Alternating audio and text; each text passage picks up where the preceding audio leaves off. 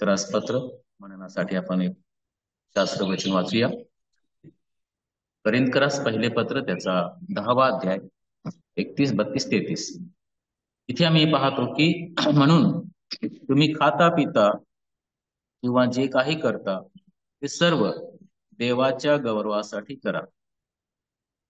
यहुदी, हेलेनी व देवाची मंडळी यांच्यापैकी कोणालाही अडखळविणारे होऊ नका. तर जसे मी सर्व गोष्टीत सर्वांना संतोषवितो आणि त्यांचे तारण व्हावे म्हणून स्वतःचे हित न पाहता पुष्कळ जणांचे हित पाहतो, तसे तुम्हीही करा. इथे आम्हाला पाहायला मिळते की प्रेषित पौल जो आहे करिंथ येथील मंडळीला उद्देशून सांगत आहे, म्हणून तुम्ही खाता पिता किंवा जे काही करता ते सर्व देवाच्या गौरवासाठी करा. हे वाक्य लिहिण्या अगोदर पौलाने जो विषय हाती घेतलेला आहे तो म्हणजे मूर्तीपूजेचा नैवेद्य खाण्याविषयी आहे, ज्याचा उल्लेख पहिले करिंथ याच अध्यायामध्ये 10वा अध्याय आणि 14 ते 30 या वचनामध्ये आलेला आहे. आणि 14व्या वचनात तो असं म्हणतो, माझ्या प्रिय बंधूंनो, तुम्ही मूर्तीपूजेपासून दूर पळा. पौल त्यांना म्हणतो की तुम्ही सुज्ञ आहात. तुम्ही सुज्ञ आहात म्हणून मी हे समजून मी तुम्हाबरोबर बोलत आहे. आणि माझ्या बोलण्याचा अथवा माझ्या म्हणण्याचा अर्थ काय आहे याचा तुम्हीच निर्णय करा. जर आम्ही हा शास्त्रभाग वाचला तर आम्हाला समजते.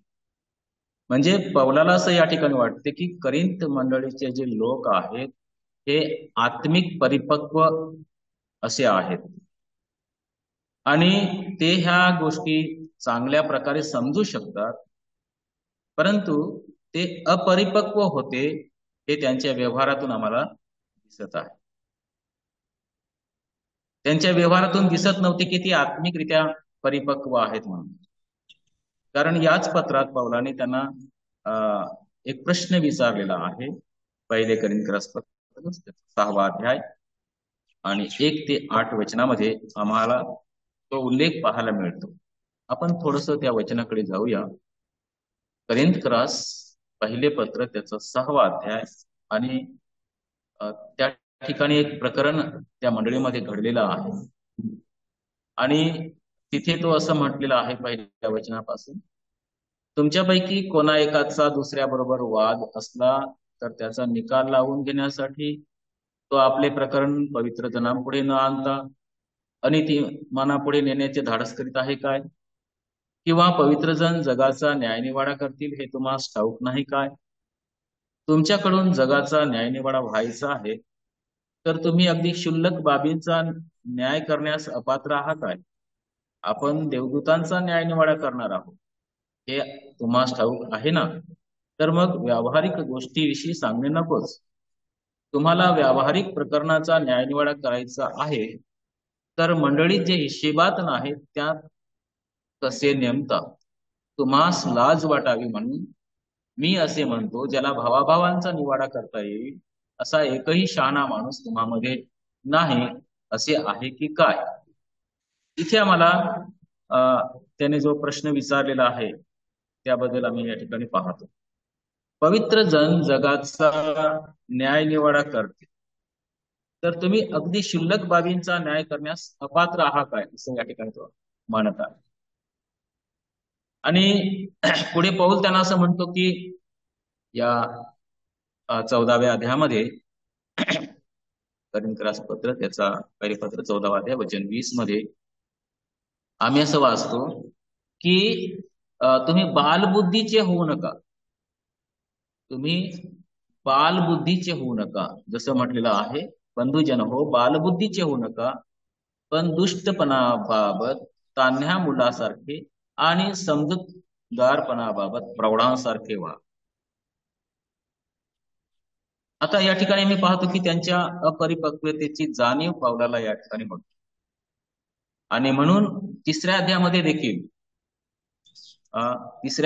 देखील तो असं म्हणतो, पहिलं आणि दुसरं वचन तिथे आपण वाचतो, बंधुजन हो, जसे आध्यात्मिक माणसांबरोबर बोलावे तसे तुम्हाबरोबर मला बोलता आले नाही, तर जसे दहिकांबरोबर, जसे ख्रिस्तांतील बालकांबरोबर तसे मला बोलावे लागले.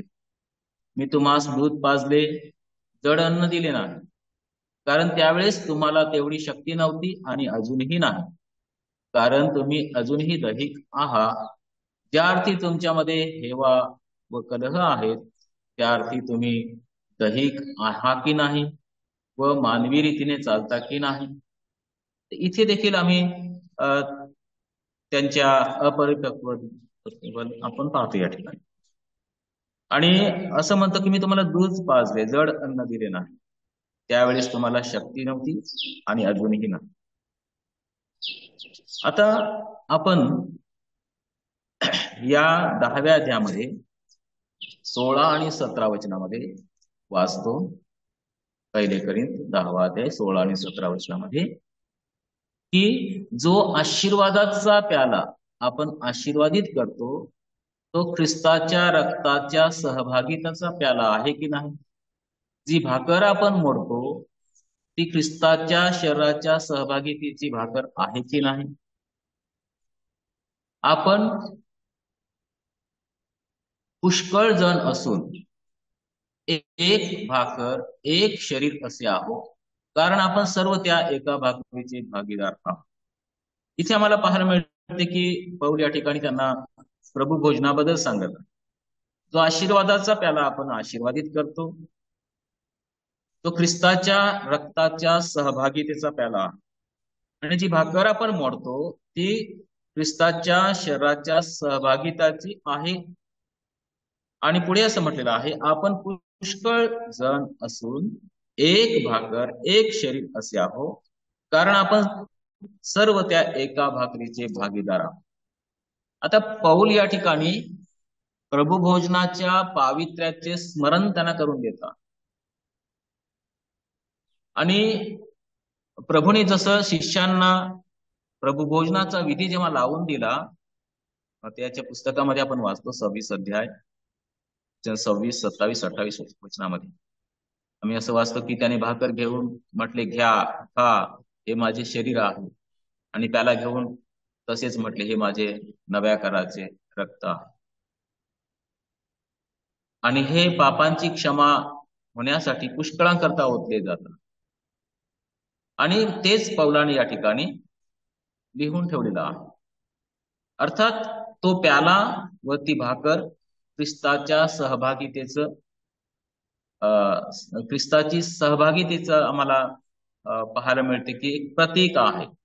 किंवा भाकर आणि तो प्याला जेव्हा तुम्ही घेता तुम्ही ख्रिस्ताबरोबर सहभागिता. प्रभुभोजन प्रभूची सहभागिता दर्शवित आहे. आणि जसं योहानाच्या पहिल्या पत्रामध्ये पहिल्या अध्यायाच्या 3ऱ्या वचनामध्ये म्हटलेलं आहे की आपली सहभागिता तर पित्याबरोबर त्याचा पुत्र येशू ख्रिस्त ह्याच्या बरोबर आहे. या योहान जो आहे आपल्या पत्रामध्ये असं म्हणतो की त्याच्या बरोबर आपली सहभागिता.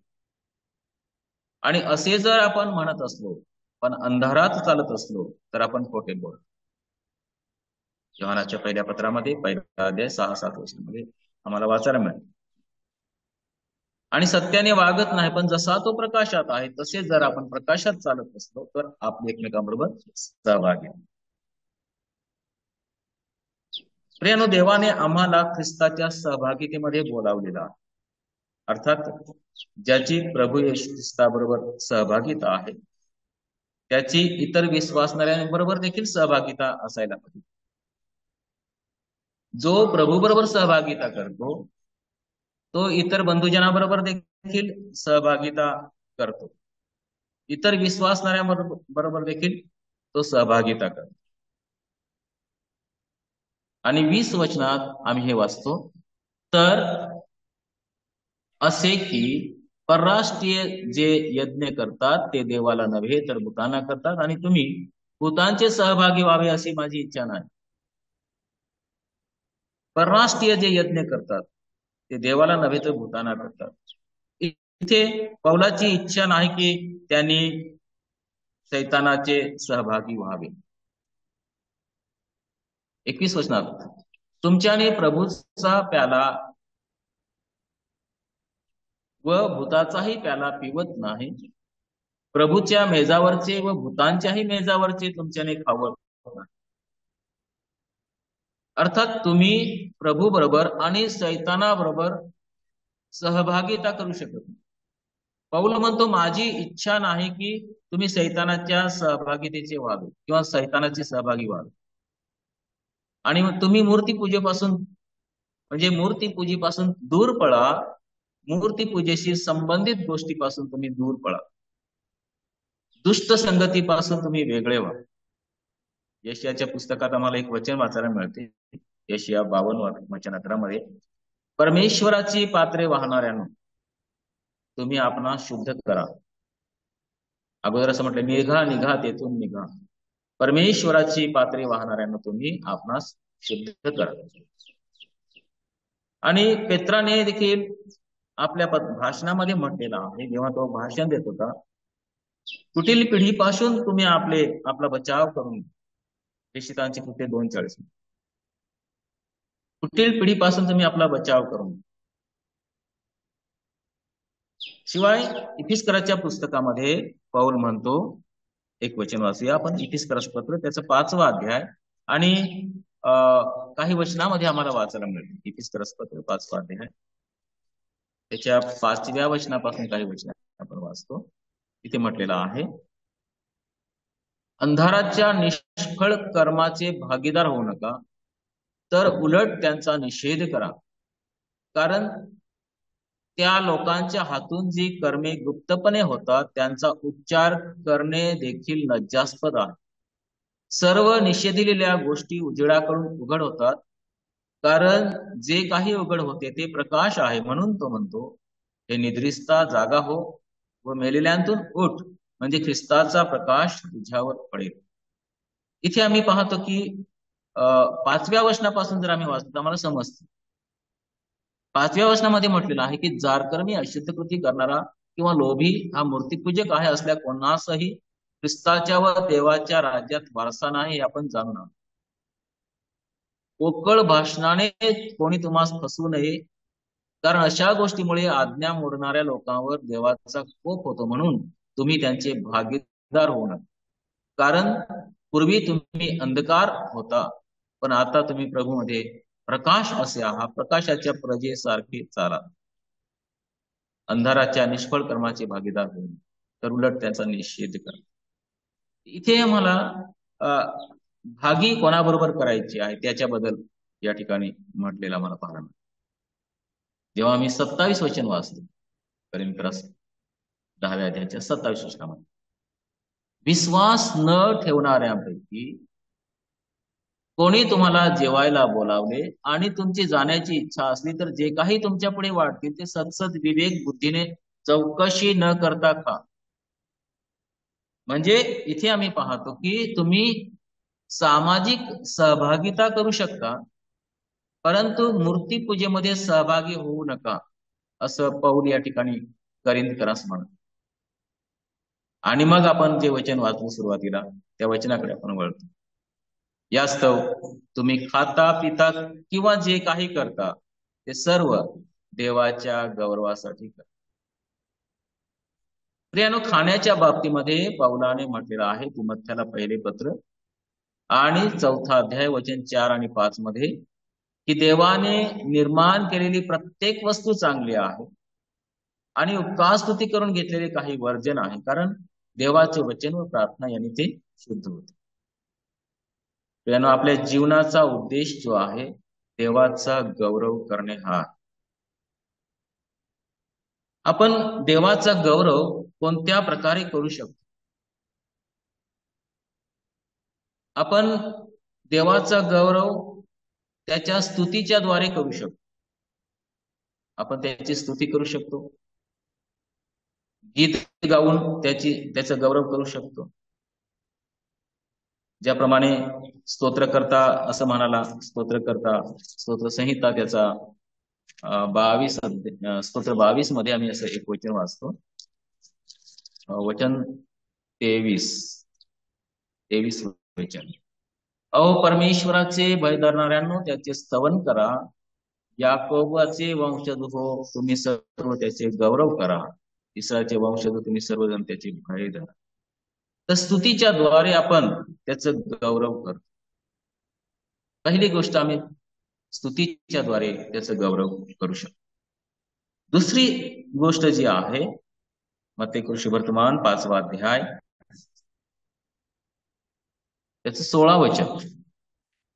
मत्तेकृ शुभवर्तमान त्याचा 5वा अध्याय आणि वचन 16 मध्ये प्रभू येशू ख्रिस्त असं म्हणाला, ह्याप्रमाणे तुमचा प्रकाश लोकांसमोर असा पडू द्या की त्यांनी तुमची सत्कर्मे पाहून तुमच्या स्वर्गातील पित्याचे गौरव करा.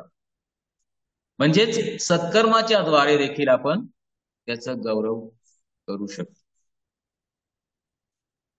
सत्कर्म, त्या सत्कर्माच्या द्वारे आपण त्याचा गौरव करू शकतो. आणखी एक वचन आम्ही योहानाच्या शुभवर्तमानामध्ये वाचतो, 15वा अध्याय त्याचं वचन 8. 8व्या वचनामध्ये आम्हाला असं वाचायला मिळते, तुम्ही विपुल फळ दिल्याने माझ्या पित्याचे गौरव होते आणि तुम्ही माझे शिष्य व्हा. विपुल फळ देण्याने, फळ देण्याच्या द्वारे आपण त्याचं गौरव करू शकतो. आणखीन एक वचन आपण रोमकराच्या पुस्तकात वाचतो, रोमकरास पत्र त्याचा 15वा अध्याय आणि त्याचं वचन 5 आणि 6. तिथे आम्ही असं वाचतो, आता तुम्ही एकमताने व एकमुखाने आपल्या प्रभू येशू ख्रिस्ताचा जो पिता आणि देव त्याचे गौरव करावे म्हणून धीर व उत्तेजन देणारा देव असे करो की ख्रिस्त येशू प्रमाणे तुम्ही परस्पर एकचित्त व्हाल. ऐक्याच्या द्वारे, एकमताने, एकमुखाने, ऐक्याच्या द्वारे देखील आपण त्याचं गौरव करू शकतो. आणि आणखीन एक वचन आपण वाचणार आहोत, पहिले कोरिन्थकरास पत्र त्याचं 6वा अध्याय, 6वा अध्याय त्याचं 20 वचन. 20 वचनामध्ये आम्ही असं वाचतो, कारण तुम्ही मोलाने विकत घेतलेले आहात म्हणून तुम्ही आपल्या शरीराने देवाचे गौरव करा. आपण संपूर्ण पवित्रीकरणाच्या द्वारे, शरीराच्या द्वारे देवाचं गौरव करू शकतो. तर अशा प्रकारे आपण वेगवेगळ्या प्रकारे देवाचं गौरव करू शकतो. एक तर आपण पाहिलं की स्तुतीच्या द्वारे, सत्कर्माच्या द्वारे, फळ देण्याच्या द्वारे, ऐक्याद्वारे आणि संपूर्ण पवित्रीकरणाच्या द्वारे आपल्या शरीराने देवाचं गौरव. आणि मग 32 वचनामध्ये आम्ही असं वाचतो, पहिले कोरिन्थ त्याचा 10वा अध्याय वचन 35, यहुदी, हेलेनी व देवाची मंडळी ह्यांच्यापैकी कोणालाही अडखळविणारे होऊ नये. प्रियानो, आपल्या वागण्याने कोणालाही अडखळण होऊ नये. तर आम्ही दुसऱ्यांचे हित पाहाल. पहिले कोरिन्थकरास पत्र 10वा अध्याय या 24 वचनामध्ये जे आपण वाचलेलं आहे, वाचतो, तिथे म्हटलेलं आहे, मला सर्व 24 वचन, कोणीही आपलेच हित पाहू नये तर दुसऱ्याचेही पहा. आपण दुसऱ्यांचे हित पाहावे. आणि मग 33 वचनामध्ये, शेवटच्या वचनामध्ये आम्ही जेव्हा येतो, तर जसे मी सर्व गोष्टी सर्वांना संतोषवितो आणि त्यांचे तारण व्हावे म्हणून स्वतःचे हित न पाहता पुष्कळ जणांचे हित पाहतो तसे तुम्हीही करा. येथे पौल म्हणतो की जसे मी सर्व गोष्टीत सर्वांना संतोषवितो आणि त्यांचे तारण व्हावे म्हणून स्वतःचे हित न पाहता पुष्कळ जणांचे हित पाहतो तसे तुम्हीही करा. प्रियानो, आपल्या प्रभूने कधीही स्वतःचं हित पाहिलं, त्याची चित्तवृत्ती आम्हाला माहिती आहे. पौलाने फिलिप्पिकरास पत्रामध्ये म्हटलेला आहे, फिलिप्पी 2, 5 ते 11 वचनामध्ये आम्ही वाचतो, अशी जी चित्तवृत्ती ख्रिस्त येशूच्या ठाई होती ती तुमच्याही ठाई असो. तो देवाच्या स्वरूपाचा असून ही देवाच्या बरोबरीचे असणे लाभ मानतो, तर त्याने स्वतःला रिक्त केले, म्हणजे मनुष्याच्या प्रतिरूपाचे होऊन दासाचं स्वरूप धारण केले. मनुष्य प्रकृतीचे प्रकट होऊन त्याने मरण आणि तेही वधस्तंभाचे मरण सोसले. येथपर्यंत आज्ञा पालन करून त्याने स्वतःला लीन केले. त्यामुळे देवाने त्याला अत्युच्च केले आणि सर्व नावापेक्षा श्रेष्ठ नाव त्याला दिले. ह्यात हेतू हा की स्वर्गात पृथ्वीवर पृथ्वी खाली प्रत्येक गुडघा येशूच्या नावाने टेकला आणि देव त्याच्या गौरवासाठी प्रत्येक जिभेने येशू ख्रिस्त हा प्रभू आहे कबूल. प्रियानो, आपल्या प्रभूचा उद्देश एकच होता, तो म्हणजे देवाचं गौरव. आणि प्रभू आपल्या प्रार्थनेमध्ये देखील म्हणाला. योहानाच्या 17व्या अध्यायाच्या 4थ्या वचनामध्ये आम्ही असं वाचतो की प्रभू आपल्या प्रार्थनेमध्ये म्हणतो की जे काम तू मला कराव्यास दिले ते पुरे करून मी पृथ्वीवर तुझे गौरव केले. देवाने त्याला दिलेलं काम, वधस्तंभाचं मरण त्याने पूर्ण करून पृथ्वीवर गौरव केलेला आहे. प्रियानो, आज आपण देखील आपल्या जीवनाच्या द्वारे प्रभूचं गौरव करू. जसं आपण वाचलं 1 कोरिंथ 10 अध्याय 31 वचनामध्ये, तुम्ही खाता पिता किंवा जे काही करता ते सर्व देवाच्या गौरवासाठी. मग ते भाषण असेल, ती सेवा असेल, सर्व गोष्टीमध्ये आपण देवाचं गौरव करा. देवाचं गौरव व्हावं हाच एक उद्देश आपल्या डोळ्यासमोर असला पाहिजे, आपल्या जीवनामध्ये असला पाहिजे. प्रियानो, पेत्र आपल्या पत्रात म्हणतो, एक वचन पेत्राच्या पत्रात देखील वाचतो. पेत्राचे पहिले पत्र 4था अध्याय त्याचं 7 वचन. पेत्राचे पहिले पत्र त्याचा 4था अध्याय वचन 7 मध्ये आम्ही असं वाचतो, सर्वांचा शेवट जवळ आला आहे म्हणून मर्यादेने राहा व प्रार्थना करण्यासाठी सावध असा. मुख्यतः एकमेकांवर एकनिष्ठेने प्रीती करा, कारण प्रीती पापांची रास झाकून टाकते. कुरकुर न करता एकमेकांचा पाहुणचार करा. प्रत्येकाला जसे कृपादान मिळाले आहे तसे देवाच्या नानाविध कृपेच्या चांगल्या कारभाराप्रमाणे ते एकमेकांच्या कारणे लावा. भाषण करणाऱ्याने आपण देवाची वचने बोलत आहोत तसे बोलावे. सेवा करणाऱ्याने ती आपण देवाने दिलेल्या शक्तीने करीत आहोत अशी करावी. ह्यासाठी की सर्व गोष्टीत देवाचे गौरव येशू ख्रिस्ताच्या द्वारे व्हावे. गौरव व पराक्रम ही युगानुयुग त्याचे आहेत. आमेन. खरोखरच पेत्राने देखील अशा प्रकारे म्हटलेलं आहे की सर्व गोष्टी देवाचे गौरव येशू ख्रिस्ताच्या द्वारे व्हावे. खरोखरच आज आपण आपल्या जीवनाद्वारे आम्ही जे काही करतो, जी काही सेवा असेल, जे काही आमचं काम असेल, त्याच्यामध्ये आम्ही देवाच्या वचनात लिहिल्याप्रमाणे तुम्ही खाता पिता किंवा जे काही करता सर्व देवाच्या गौरवासाठी. येणाऱ्या दिवसामध्ये असं करण्यासाठी प्रभू आम्हाला मदत करेल.